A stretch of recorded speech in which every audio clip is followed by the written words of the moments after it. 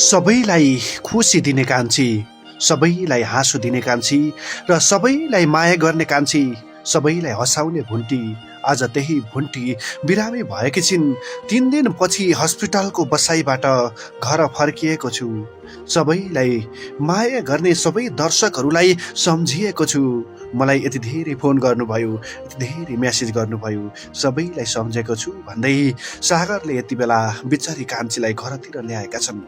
कान्छीको स्वास्थ्यमा अहिले क्रमिक सुधार भएको भन्दै सागरले बताएका छन्। पारिवारिक सुरतका अनुसार कान्छी अबको केही समयपछि स्वास्थ्य अवस्था राम्रो भएपछि पुनः काममा फर्किनेछिन्।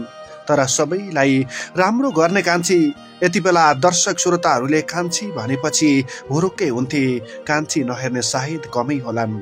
अहिले कान्छी बिरामी परेपछि धेरैले कान्छीलाई कस्तो भयो होला भन्ने सोचिरहेका थिए। आशा खड्का उनै।